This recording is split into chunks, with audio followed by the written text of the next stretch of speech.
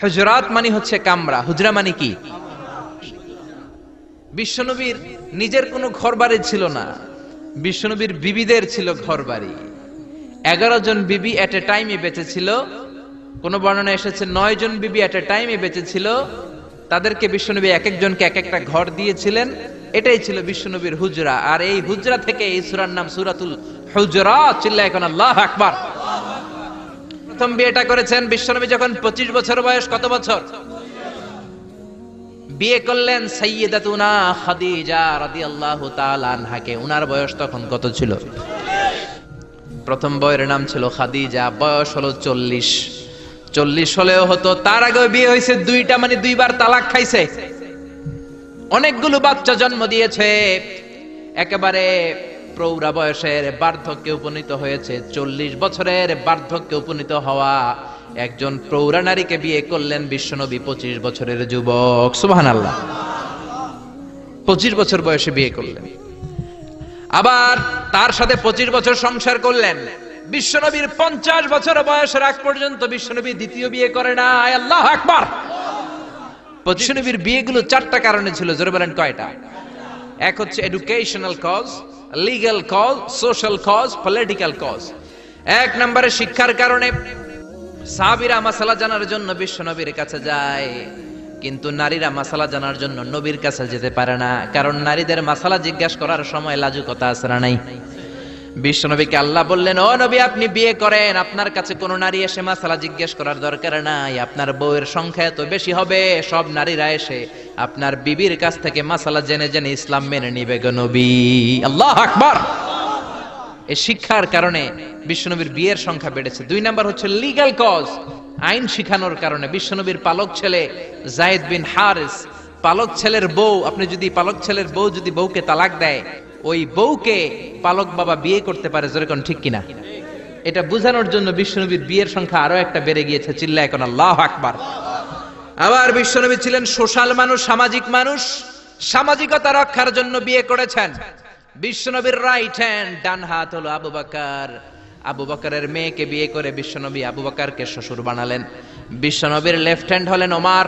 ওমরের মেয়েকে বিয়ে করে বিশ্বনবী ওমরকেও শ্বশুর বানালেন। অনেকে জানে না ইসলামের 4 খলিফা, 4 খলিফার 2 জন হলো বিশ্বনবীর শ্বশুর, বাকি 2 জন বিশ্বনবীর জামাই। সুবহানাল্লাহ। ইহুদিদের দুর্গে হামলা করলেন, খায়বার দুর্গ, আল্লাহু আকবার বলে বিজয় লাভ করলেন। বিজয় লাভ করার পরে আল্লাহ বললেন, ও মুহাম্মদ সাল্লাল্লাহু, খায়বারের যে ইহুদি নেতা তার মেয়েকে তুমি বিয়ে করো। বিশ্বনবী তাকে বিয়ে করলেন, সাফিয়া বিনতে হুয়াইব ইবনে আখতাব।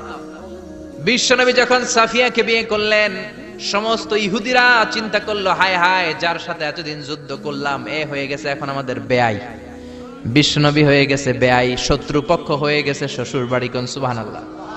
হাজার হাজার ইহুদি বলে, আর এই লোকের সাথে তরোয়ার দিয়ে যুদ্ধ করার দরকার নাই, সবাই পড়ে নাও লা ইলাহা ইল্লাল্লাহু মুহাম্মাদুর রাসূলুল্লাহ সাল্লাল্লাহু।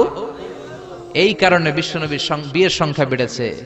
একটা বিবিকেও বিশ্বনবী নিজের মন মতো বিয়ে করেন নাই, করেছেন একজনের অর্ডারে। তিনি কে? এই জন্য প্রত্যেক বিবিকে বিশ্বনবী একটা ঘর দিয়েছেন। এটাকে আরবিতে বলে হুজরাত। এই হুজরার নামে এই সূরার নাম সূরাতুল হুজরাত। পড়েন আল্লাহু আকবার। সূরাতুল হুজরাতে আল্লাহ কি বললেন আমরা শোনার চেষ্টা করি। আল্লাহ শুরু করলেন, ইয়া আইয়ুহাল্লাযীনা আমানু লা তুকদ্দিমু বাইনা ইয়াদাইল্লাহি ওয়া রাসূলিহি ওয়াত্তাকুল্লাহ ইন্নাল্লাহা সামিউন আলীম। আল্লাহু আকবার। আল্লাহ বললেন, ও ইমানদারেরা শোনো শোনো, খবরদার, আল্লাহ আল্লাহর রাসূলের চেয়ে বেশি বুঝো না। Don't be advance before your lord and messenger. আল্লাহ আল্লাহর রাসূলের দেয়া বিধানকে তোমরা টপকে যেও না। আল্লাহ আল্লাহর রাসূল যেটা বলেছেন সেটাই ফাইনাল। ঠিক কি না? নাকি আল্লাহ আল্লাহর রাসূল কথা বলার পরে আমাদের কথা আছে? আল্লাহ আল্লাহর রাসূল কোনো বিধান দিয়েছেন, আমাদের কোনো কথা আছে? আমরা বলবো সামি'না ওয়া আতা'না, শুনলাম মানলাম, আমাদের কোনো কথা, আমাদের কোনো এখতিয়ার নাই, আমাদের কোনো অপশন নাই। আল্লাহ আল্লাহর রাসূল যেটা বলেছেন সেটাই ফাইনাল। ঠিক কি না? আল্লাহ বললেন, জিনা করলে মাথা কাটো, কার কথা? চুরি করলে হাত কাটো, কার কথা? এরপরে আমাদের কোনো কথা আছে নাকি? চুরি করলে হাত কেটে দাও, তবে এই হাত কলা চোর, মুরগি চোর, ডাব চোর ওই চোরদের জন্য নয়, যারা এক সিগনেচারে 10,000 কোটি টাকা মেরে দেয় ওই চোরদের হাত, ঠিক কি না? যারা শেয়ার বাজার খেয়ে ফেলে, হলমার্ক খেয়ে ফেলে, রাস্তার রড খেয়ে ফেলে, তাদের হাত কাটা, জোরে কোন ঠিক কি না? হাত কেটে দাও কার কথা? জিনা করলে কোমর পর্যন্ত জমিনের মধ্যে গেড়ে স্টোনিং করে পাথর মেরে দেহটা উড়িয়ে দাও কার কথা? নামাজ না পড়লে 5 বেদ দাও কার কথা? আল্লাহ আল্লাহ রাসূল যখন এই কথা বলেছেন, তারপরে আমাদের নিজেদের কোনো কথা আছে নাকি? আল্লাহ বললেন, ওয়ামা কানা লিমুমিনিন ওয়ালা মুমিনাতিন ইযা কাদাল্লাহু ওয়া রাসূলুহু আমরান আইয়াকুনা লাহুমুল খিয়ারাতু মিন আমরিহিম। আল্লাহ আল্লাহ রাসূল যখন কোনো ডিসিশন দেয়, ওই ডিসিশনই ফাইনাল। মুমিনদের ওই ডিসিশনের পরে নিজেদের কোনো ডিসিশন দেওয়ার সুযোগ থাকে? এজন্য ইসলাম আমরা রাসূলের কাছ থেকে শিখব। বিশ্বনবী যতটুকু শিখিয়েছেন ততটুকু ইসলাম। বিশ্বনবী মাগরিবের সালাত পড়েছেন 3 রাকাত, আমরা যদি পড়ি 5 রাকাত, কবুল হবে নাকি? জোরে বলেন হবে? কেন হবে না? কারণ নবী শিখায় নাই। চিল্লায় কোন ঠিক কিনা? কথা কি বুঝতে পেরেছেন? কারণ নবী শিখায় নাই, বিশ্বনবী যা দিয়েছে তাই ইসলাম। এজন্য আল্লাহ বললেন, ওয়া মা আতাকুমুর রাসূলু ফাখুযুহু, বিশ্বনবী যেটা দিয়েছেন সেটা ধরো। ওয়া মা নাহাকুম আনহু ফান্তাহু, বিশ্বনবী যেটা নিষেধ করেছেন সেটা থেকে দূরে থাকো, ঠিক কি না? নবী যা দিয়েছেন তাই ইসলাম, নবী যা করেছেন তাই ইসলাম, সেটাতেই কল্যাণ আর বরকত আছে না নাই? আপনি যদি চান আমি বিশ্বনবীর চাইতেও বেশি বুজুর্গ হব, হতে পারবেন? আপনি যদি কোন আমি নবীর চাইতেও বড় তাকওয়াবান হব, হতে পারবেন? কোন পাগলের যদি এই কথা বলে এটা শোনা যাবে? কারণ নবীর চেয়ে বড় মুত্তাকি হওয়া যায়, নবীর চেয়ে বড় বুজুর্গ হওয়া যাবে। নবী যা বলেছেন তাই ইসলাম। এক সাহাবী বললেন, উসাল্লিল লাইলা কুল্লা, সারা রাত আমি তাহাজ্জুদ পড়ব, আমি রাত্রে বিশ্রাম নেব না। বুখারীর বর্ণনা। আরেক সাহাবী বললেন, আসুমুদ দাহরা কুল্লা, সারা বছর আমি রোজা রাখবো, আমি কোনোদিন কিছু খাবো না। আরেক সাহাবী বললেন, আতাজিলুন নিসা, আমি নারীদের কাছে যাব না, বিয়ে করব না। এই 3 সাহাবীর 3 কথা যখন বিশ্বনবী শুনলেন, বিশ্বনবীর চেহারাটারে আগুনের গোলার মতো লাল করে দিল কে? বিশ্বনবী সাহাবেদের দমক একসাথে ডেকে ধমকাতে শুরু করলেন। বিশ্বনবী বললেন, কে বলেছো সারা রাত নামাজ পড়বে, ঘুমাবে না? কে বলেছো দাঁড়াও? যেই সাহাবী বলেছেন, ভয়ের চোটে ওই সাহাবীর মুখ দিয়ে কোনো কথা বের হয়। বিশ্বনবী বললেন, খবরদার, সারা রাত্রি যদি তাহাজ্জুদ পড়ো, ওই তাহাজ্জুদ আল্লাহর দরবারে কবুল হবে। কেননা বিশ্বনবীর তাহাজ্জুদের সিস্টেম ছিল, মনোযোগ দিয়ে শুনেন, বিশ্বনবীর তাহাজ্জুদের সিস্টেম ছিল, এশার নামাজের পরে বিশ্বনবী ঘুমায় যেতেন। বিশ্বনবী এশার সালাতের পরে ঘুমিয়ে যেতেন। মাঝরাতে বিশ্বনবী তাহাজ্জুদের জন্য উঠতেন, 3-4 ঘন্টা তাহাজ্জুদের নামাজ পড়তেন। ফজরের নামাজের আগ দিয়ে আবার নবী ঘুমায় যেতেন। আবার ওই ঘুম থেকে উঠে ওযু ছাড়া 2 রাকাত ফজরের সুন্নাত পড়ে তারপরে বিশ্বনবী ফজরের নামাজের ইমামতি করতেন। সুবহানাল্লাহ, আর জোরে সুবহানাল্লাহ বলেন। বিশ্বনবী ঘুম থেকে উঠে ওযু করতেন না, কারণ ঘুমালে নবীদের ওযু ভাঙে না। সুবহানাল্লাহ। সারা রাত জেগে বিশ্বনবী তাহাজ্জুদ পড়েছেন এমন কোন হাদিস? বিশ্বনবী আশার নামাজের পরে ঘুমাতেন, মাঝরাতে তাহাজ্জুদ পড়তেন, ফজরের আগ দিয়ে সামান্য একটু ঘুমাতেন। এটার বলে পাওয়ার ন্যাপ। দেখবেন অনেক বাসায় ইজি চেয়ার থাকে, এরকম ন্যাপিং করা যায়। 10 মিনিটের একটা পাওয়ার ন্যাপ নিবেন, অ্যালার্ম দিয়ে রাখবেন, উঠে দেখবেন শরীরটা তরতাজা, ঠিক কি না? এরকম পাওয়ার ন্যাপ নিতেন ফজরের আগে, ঘুমাতেন, নামাজ পড়তেন, আবার ঘুমাতেন, আবার নামাজ পড়তেন। ওয়া ইন্না ফি লিজাসাদিকা আলাইকা হক, তোমার দেহেরও একটা হক আছে না নাই? আপনি সারা রাত যদি নামাজ পড়েন, দিনের বেলায় অফিস করতে পারবেন? এজন্য বিশ্বনবী বললেন, খবরদার, সারা রাত নামাজ পড়বা না, ঘুমাবা আবার নামাজ পড়বা, ঘুমাবা আবার নামাজ পড়বা, কবুল করে নিবে কে?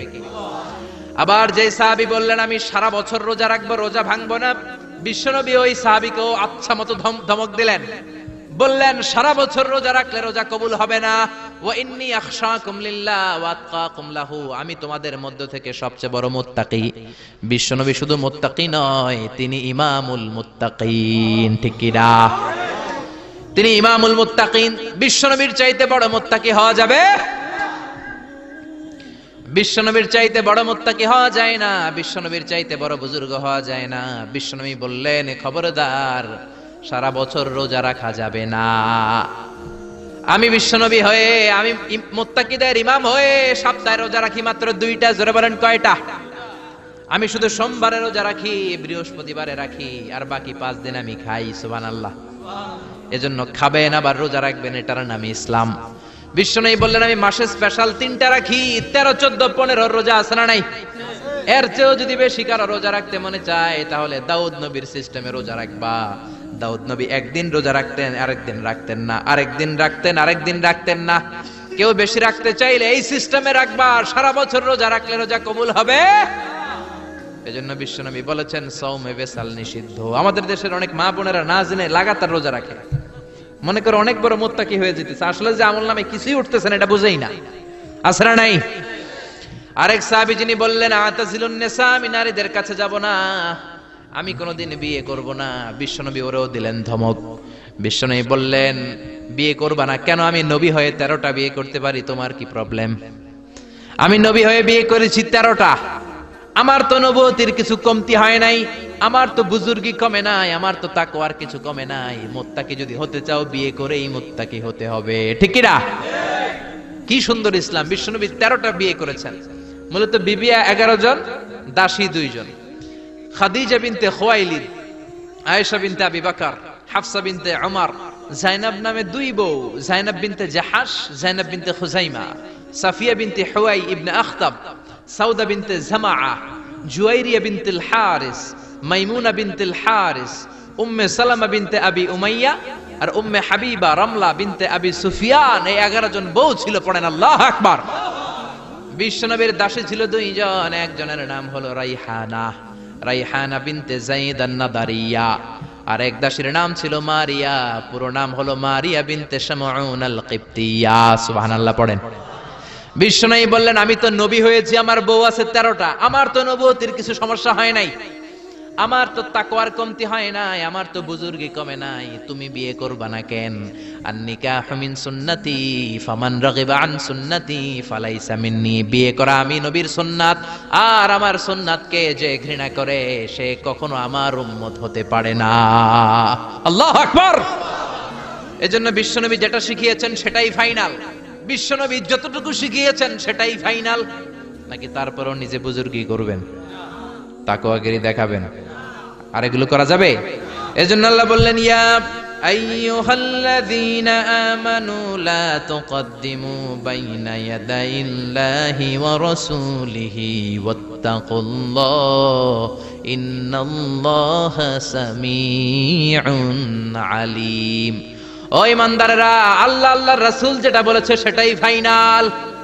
আল্লাহ আল্লাহর রাসূলের চেয়ে বেশি অগ্রগামী হয়ো না, বেশি টপকে যেও না, মাতব্বরি করো না। কারণ আল্লাহ আল্লাহ রাসূল যা বলেছে তার বাইরে যে কাজ করলে কবুল হবে। এরপর আল্লাহ ইমানদারদেরকে আবার ডাক দিলেন, আবার বললেন ইয়া আইয়ুহাল্লাযীনা আমানু লা তারফাউ আসওয়াতাকুম ফাওকা সাওতিন নবী। ও ইমানদারেরা, খবরদার, নবীর কণ্ঠের চাইতে তোমাদের কণ্ঠ যাতে বড় হয়ে না যায়। কার কথা? আল্লাহ সাহাবাদের বললেন ও সাহাবারা শোনো শোনো, আমার নবীকে আমি কারো কাছে রাখি নাই, তোমাদের কাছে রেখেছি। আমার নবী তোমাদের সাথে নামাজ পড়ে, তোমাদের সাথে ঘুরতে যায়, তোমাদের সাথে জিহাদ করে। তার মানে এই নয় তোমরা তোমাদের সাথে যেমন ব্যবহার করবা নবীর সাথেও তেমন ব্যবহার করা যাবে নাকি? যাবে যাবে যাবে। আমি আমার বন্ধুরে ডাকলাম, ও সলিমুল্লাহ কেমন আছো? এখন কোন সাহাবী বলতে পারবে না কেউ মোহাম্মদ কেমন আছো, বলা যাবে? যাবে যাবে। বিশ্ব নবীরে ডাকতে হবে ইয়া নবী আল্লাহ, ইয়া রাসূলুল্লাহ, ইয়া হাবিবাল্লাহ। আল্লাহ বললেন খবরদার, নবীর কণ্ঠের চাইতে যাতে তোমাদের কণ্ঠ বড় না হয়। নবীর দরবারে বসে যদি বড় গলায় কথা বলো, খবরদার, তোমাদের সব আমলগুলো বাতিল করে দিবে কে? নবীর দরবারে বড় গলায় কথা বলা যায় না। এই আয়াতের একটা ব্যাকগ্রাউন্ড আছে। বনু তামিমের বেদুইনরা আসলো নেতা বানানোর জন্য। কে হবে নেতা? বিশ্বনবী সাহাবাদের নিয়ে মিটিং করলেন, ও সাহাবারা পরামর্শ দাও। আবু বকর বললেন আমার পরামর্শ এই লোকটা নেতা হলে ভালো। সাইয়েদনা ওমর ফারুক বললেন আমার পরামর্শ এই লোকটা না, ওই লোকটা হলে ভালো। আবু বকর বলেন না ওমর আপনি বোঝেন নাই, আমি যার কথা বলেছি সেই ইশারা। ওমর কয় আমি যার নাম প্রস্তাব করছি হাতে ইশারা। আবু বকর বলে না আমি যার কথা বলছি এইটাই। ওমর কয় না আমারটাই। ঝগড়াঝাটি আছে না নাই? দুই সাহাবীর তর্কাতর্কির এক পর্যায়ে কণ্ঠ উঁচু হয়ে গেল। বিশ্বনবীর দরবারে সাহাবীদের কণ্ঠ বড় গলায় তারা কথা বললেন, আল্লাহ সহ্য করেন না, এই ধমক দিয়ে কোরআনের আয়াত নাজিল করলেন। আল্লাহু আকবার। আল্লাহ বললেন, ইয়া আইয়ুহাল্লাযীনা আমানু লা তারফাউ আসওয়াতাকুম ফাওকা সাওতিন নবী, খবরদার নবীর সামনে বসে বড় গলায় উচ্চ স্বরে কথা বলো না। নবীর সামনে বড় গলায় যদি কথা বলো, আনতাহবাতা আমালুকুম ওয়া আনতুম লা তাশউরুন, নবীর গলার চাইতে তোমাদের গলার আওয়াজ যদি বড় হয়ে যায়, তোমাদের সব আমলগুলো বাতিল করে দিবে কে? খবরদার আবু বকর, খবরদার ওমর, নবীর সামনে বসে বড় গলায় কথা বলো না। নামাজ যা পড়েছো বাতিল করে দেব, নফল রোজা যা করেছো বাতিল করে দেব, হজ উমরা যা করেছো বাতিল করে দেব। খবরদার নবীর সাথে বড় গলায় কথা বলো না।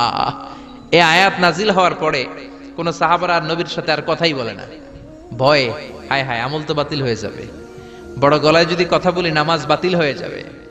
আবু বকর আর আসে না, ওমর আর আসে না। বিশ্বনবী ওমরকে যদি ডাক দিতেন, ও ওমর সামনে আসো, সাইয়েদনা ওমর বিশ্বনবীর কাছে এসে কানে কানে ফিসফিসি যেমনি কথা বলে এইভাবে কথা বলা শুরু করে দিলেন। সুবহানাল্লাহ। বিশ্বনবী বলতেন, ও ওমর কি বললা শুনি নাই, জোরে বলো, জোরে বলো, জোরে, কি বললা ওমর, কি বললা, আবার বলো। 3 বার জিজ্ঞেস করা লাগতো। আল্লাহু আকবার। ভয়ের চোটে না জানি আবার বড় গলায় কথা হয়ে যায়, না জানি আবার নবীর সামনে কণ্ঠস্বর উঁচু হয়ে যায়। বিশ্ব নবীর সামনে সাহাবারা আর কথা বলতে চাইতেন। এখন নবী নাই, কিন্তু আমাদের মা বাবা আছে না নাই? খবরদার মা বাবার সামনে বড় গলায় কথা বলা যাবে না। ইমাম সাহেব, খতিব সাহেব, আধ্যাত্মিক নেতা, ধর্মীয় গুরু, হাক্কানি পীর মাশায়েখ, ইসলামী আন্দোলনের বড় আমির, এদের সামনেও বেয়াদবের মতো বড় গলায় কথা বলা যাবে? যারা হজ উমরা করেছেন তারা দেখেছেন বিশ্বনবীর কবরের উপরে এই আয়াতটা লেখা, যে আয়াতটা এখন আমি তেলাওয়াত করেছি, ঠিক কি না? ইয়া আইয়ুহাল্লাযীনা আমানু, ও ঈমানদারেরা, লা তারফাউ আসওয়াতাকুম ফাওকা সাওতিন নবী, নবীর দরবারে এসে বড় গলায় কথা বলো না। আছে নাই? কথা শুনতেছেন? নবীর কবরের উপরে আজও এই আয়াতটা লেখা। মসজিদে নববীতে যারা ঢুকবেন, বিশ্বনবীর সালাম দিতে হলে ঢুকতে হয় বাবু সালাম দিয়ে। দরজার উপরে লেখা বাবু সালাম, মানে বিশ্বনবীর সালাম দেয়ার দরজা।